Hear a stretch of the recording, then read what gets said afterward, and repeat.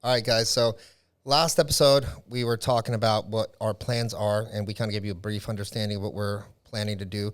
So our big goal this year is to not only set up shop down south in Palm Beach and that surrounding area, but also to acquire potential pool companies from people that are interested in retiring and just really don't have anybody to give it to, or they're just done with the business, or maybe even someone who just doesn't know how to grow it, and use that to expand to the west, more like Tampa area and areas like that, right? So by the end of the year, we'd like to have a couple of different new pool businesses in different spaces, everyone from South Florida to West Palm and all the way up into Tampa, Sarasota, that area.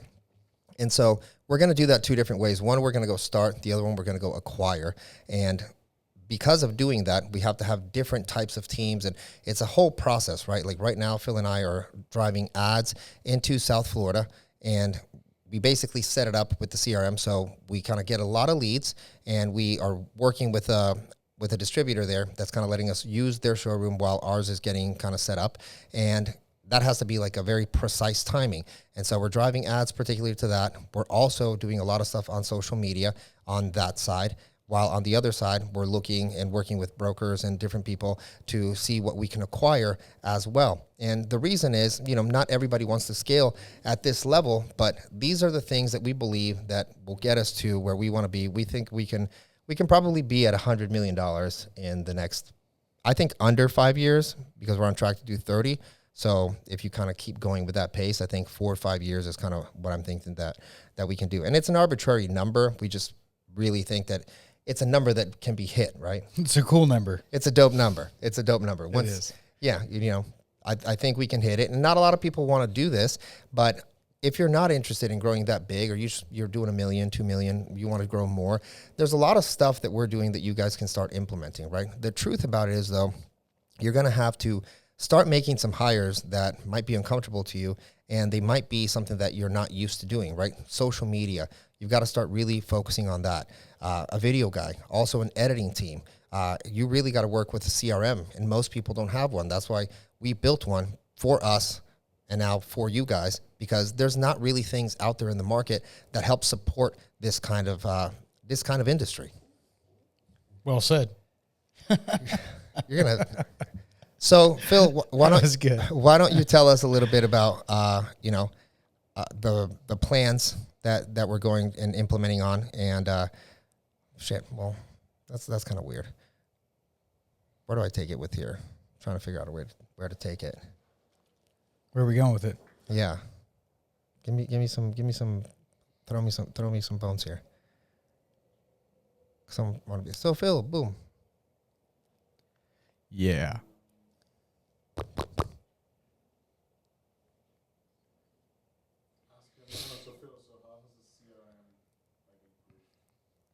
I don't think it's about the CRM, right? Yeah, it's just really kind of telling people what we're doing. About how we're blowing it up. Yeah.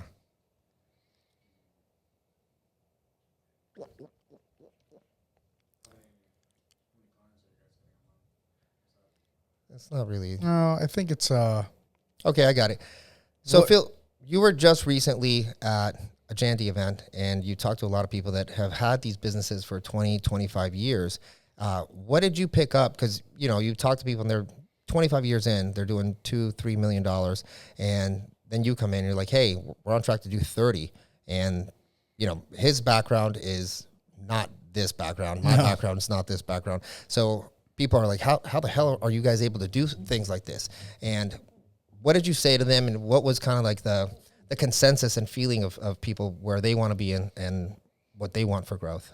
Well, everybody there that I spoke with were 55, 60 years old, been in the business for 20 to 30 years. They are the business. They are the hands that build the pools. They are the hands that do the plumbing. They are hands-on. And when we sit down with them and you say, listen, we've been doing it for 4 years. We're going to hit $30 million. Their jaw drops and they're just like, how in the hell do you plan on doing that? And it's easy. It's we as business owners are not in the ditches, right? So we've learned how to scale our company and our business, allowing us to do what we're good at, marketing, getting the customers in the door, putting together the processes, the procedures, building the CRM, finding the missing pieces and just putting them together like Legos. These guys are just in the pits, and it doesn't give them an opportunity to work on their business. They're more working in their business, right? So, and then there's working above your business, right? There's 3 different ways. So I like to say when we first started, we were working in the business. We were the ones out there doing some layout, dig, and steel. I mean, you got to learn the business, right, before you can start growing it to this size. Then we started working on the business. How can we grow it? We've grown it now where we have 20 plus employees hitting $30 million, 10 salespeople, a custom CRM we've built. Now it's working over the business, right? So now we have one place in Central Florida that we're going to essentially move to West Palm Beach, then hit that triangle effect, go over to Fort Myers and go back up that coast, right? So now we've taken one location and we've made multiple locations out of the processes and procedures that we've developed here. But it comes to working over the business, which came to working from on the business, which came to working from in the business. So it's just a matter of growing your business the right way, and you're obviously going to have the hiccups and the mess ups along the way, but it's the process and procedures that you put in place, the team that you surround yourself with, and having a leadership that just says, listen, guys, we are going to the moon. We are taking it this far. I'm not going to stop until we hit this. So no matter, I don't care who you are and what you make, if you're in it, you're in it 100% with me. You're ride or die. And that's what we've done. We've eliminated the ones who are cancers of the culture, and we've brought on the ones that have never been in this business before. And we're training them the way they need to be trained in order to take their knowledge and skills to be the next branch manager in Fort Myers, to be the next branch manager in West Palm Beach, Tampa. We need to develop those people with the right skill sets and put them in those positions so we can continue to work over the business instead of in it or on it. When you were talking to these people, I'm sure they were asking you a bunch of questions, and kind of like a 2-part question with that. One, what were their hesitations of like, I'm sure you got a lot of like, oh yeah, but, they were asking a question and you told them a solution. They're like, oh yeah, but, just trying to find an excuse to not do XYZ thing. Cause I'm sure it was very uncomfortable for people to even think of getting out of that comfort zone. And 2, did you see a lot of people that actually wanted to scale, or did you see a lot of people that were like, man, that's crazy. I just kind of want to stay where I'm at? Because every time we tell people this, everyone's like, how that makes no sense. Yeah. But I think it's because when you think blue collar, you don't think business model. You just think, oh, that's Johnny, and Johnny's got a crew, and Johnny does roofing, and that's Mike, and he's got a crew, and they do HVAC, and that's Phil and Lois, and like they do pools. Like you don't look at it, then you're like, oh, that's Michael. Like, he runs a company that has employees and does marketing, or they do brokering or insurance, and you don't look at it like that. So when you say like what is pretty much normal numbers in businesses that like we would do, people are like, nah, that makes no sense, right? Well, first off, they don't do it because they don't know how. Second, they're the ones running the business, building the pools, calling the customers, taking the payments, paying the vendors, getting their supplies. They just don't have the time, right? Yeah. And do they want to scale? I'm sure some of them do, but a lot of them are on their way out and they don't know what to do. It's like, hey, I'm 57, 65, whatever the age is, and I got a $3 million business. I'm building 30 pools a year, 40 pools. I'm comfortable. I would love to grow, but my back, my legs, my knees. So that's where they need to partner up with somebody and say, hey, listen, let us show you some of the right-hand turns and left-hand turns we made to navigate ourselves to this business we're in now. It's you have to surround yourself with the right people or have the team that can do that for you, right? Yeah. A lot of these guys just don't have the time because they're in the business constantly. They're not on it or above it. They're in it. And they've never heard those terminologies. You tell people, hey, listen, work on your business, not in it. They're like, what are you talking about? I do work on it. Well, yeah, I get it. You do kind of probably work on it, but you're in it all day, which means by the time you get home, you want to start working on it. You got kids. You want to eat dinner. You probably want to watch some TV, do whatever. And that's something that I think separates everybody. Yeah. And so that's another thing that we're doing now. We really started looking at this, and the truth is, most people are boomers. They want to retire. Can they? Maybe not. I don't know not a lot of them have a ton saved. It's been kind of like their cash machine, and their kids don't want it, and they don't know how to hand it over to their right hand employee. They might not even have one, frankly, right? And so we're looking to partner with select people in other industries as well, because we're looking at HVAC, we're looking at plumbing, we're looking at potentially buying a plumbing business as well right now, and be that for you guys, because a lot of people, we've bought and sold businesses before, and I've helped a lot of people sell their business. The hard thing is anybody can say that, right? Like, oh yeah, just sell your business. Like where, to who? Yeah. Also, if I want to buy it and you're taking your license, then I can't. It's worthless. You know, and there's a lot of places you can post your business up.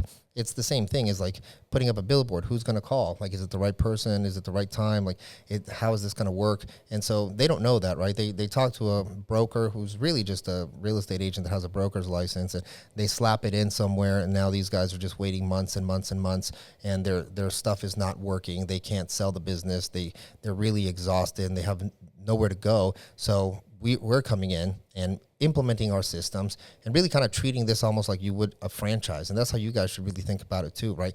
We come in and insert our sales process, our CRM process, our customer support process, our customer relationship process, our social media process inside of something that's already working, and give you the opportunity to participate with us on that, and us to allow the opportunity to be able to grow that. So that's something, if you're interested in, we can talk, you guys can DM us. But also, if you're in the space and you think it's a good idea, it's something that not a lot of people are doing. So if you have business acumen, and this is a great route for scalability instead of starting something and continuing to go. You know, I was talking to Phil at dinner last week, and he was thinking about getting his plumbing license. And I was like, no, dude, let's just go buy one. Why? Because we don't want to train new people. We want to book a business already. We want something that already has, even if it's sloppy systems, so we can come in and clean, and something that already might be cash flowing and has a presence. That would be fantastic, right? Because there's a lot of things that happen right now that people need to implement. And if you're still in the industry and you're like, man, I want to do that stuff, you're going to have to hire someone, even if it's a consultant. Be like, hey, what do I need to implement here? You know, what he was saying on the business, not in the business, that's working on the business, saying, hey, this is what we're good at. How do we grow? How much is it going to cost to have someone that's actually going to focus on this, and who's he got to hire, and who's going to be on this side and this side? And it's uncomfortable, but growth is always uncomfortable, right? And if you're not willing to do these things, you're potentially never going to retire, and you're potentially going to have to do this until you're 70 years old. Right? No, you hit it on the head. I think right now, if you go to like LinkedIn or Instagram or Facebook and you start typing in like construction consultants or something, typically it's somebody who worked at a construction company for a little while, thinks they have things under their belt and they've learned the right way of doing things, and they start telling their way of what they understand to be the right way. They've never been in the ditches. They've never had negative cash flow. They've never had 0 to 1.9, 1.9 to 4.9, 4.9 to 10 to 30 $1 million businesses, that type of growth.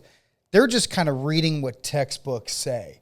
If I was on the opposite side of that camera watching, I would want to hire somebody that's been in my shoes, that's eaten the shit, that's had those sleepless nights, that cried themselves to sleep wondering, shit, I got 27 people that are worrying about their paycheck tomorrow.